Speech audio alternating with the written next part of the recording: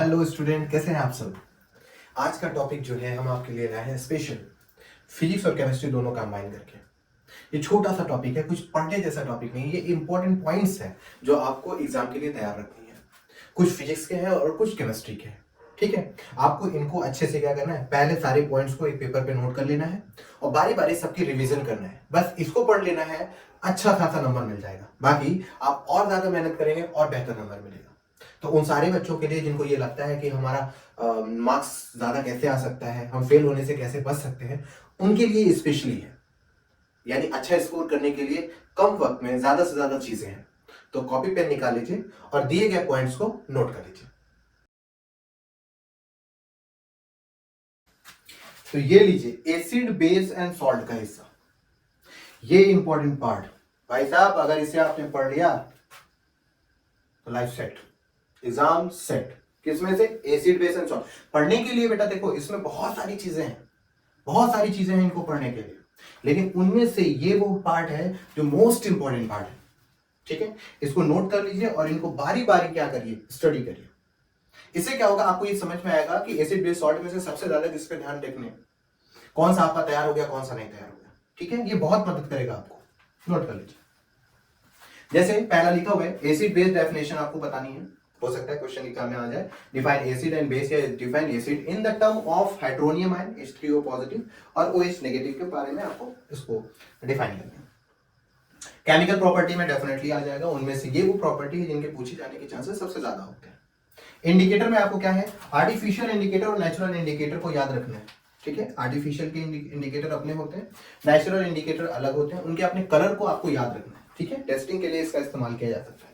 PH scale अच्छे से तैयार रखनी है आपको, वो स्केल जो 14 नंबरों वाली होती है, उनके बारे में डिटेल स्टडी मैंने आपको ऑलरेडी पढ़ा रखा है। अगर आपने नहीं देखा है तो आप देख सकते हैं यूट्यूब चैनल पे मेरे, है ना। तो वहां से आपको क्या मिलेगा, पूरी डिटेल स्टडी आपको मिल जाएगी। तो आपको उसमें पढ़ना है टूथ डीके के बारे में पढ़ना है, पीएच टूथ डीके का क्या होता है, यूज कैसे करते हैं कि ताकि दांत ना सड़े, है ना, पेस्ट का इस्तेमाल करते हैं। तो इनमें आपको क्या याद रखना है, इनमें आपको याद रखना है कि किस तरीके से आपको इन तीनों का पीएच याद रखनी है। क्या याद रखनी है? पीएच याद रखनी है। तो पीएच, वो वाला पीएच भी आपको याद रखना है जिससे ये होता है नुकसान, और सही करने के लिए कौन सा पीएच, कितने नंबर तक पीएच लेके जाए ताकि न्यूट्रलाइज हो सके, उसके बारे में।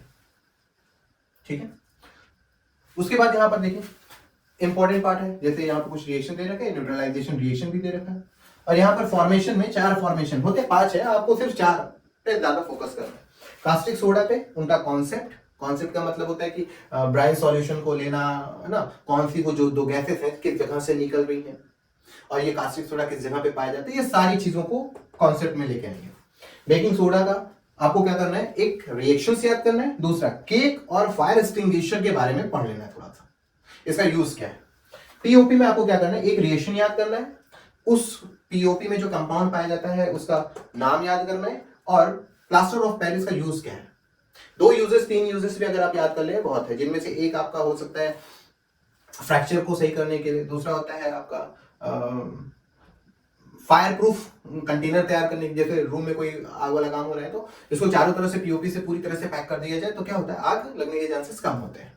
ठीक है, और आप कह सकते हैं कि जैसे कोई मूर्ति बनाना होता है ना, सांचा तैयार करना हो, तो उसमें भी पीओपी का इस्तेमाल किया जाता है। इसी तरीके से 2-3 आपको याद करना है। ब्लीचिंग पाउडर का आपको फॉर्मूला याद कर लेना है, एक्शन ऑफ, है ना, अगर ये इसका देखना है एक्शन किस तरीके से काम करता है वो देख लेना है।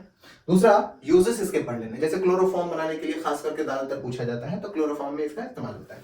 तो ये कुछ पॉइंट्स हैं, इन्हें फट से नोट कर लीजिए। ठीक है, नोट करके इस पे काम कीजिए, रखिएगा मत, इसको पहले बढ़िया से तैयार करिएगा, फिर एनसीईआरटी के क्वेश्चन को टच करिएगा, सारे क्वेश्चन को सॉल्व करिएगा, आपका 80 से 90% डेफिनेटली एंड डेफिनेटली बिना कोई शक के कंप्लीट हो जाएगा। क्या? Acid base and salt. इसके बाद हम लोग चलते हैं कार्बोनाइड्स कंपाउंड पे। धीरे धीरे हम लोग ये चैप्टर को खत्म करते हैं, यानी केमिस्ट्री हमारी खत्म होती है, और आपको मैं कोशिश करता हूं पूरे से पूरे वो क्वेश्चंस, वो पॉइंट्स ला के दूं जो आपको बोर्ड में पढ़ने हैं।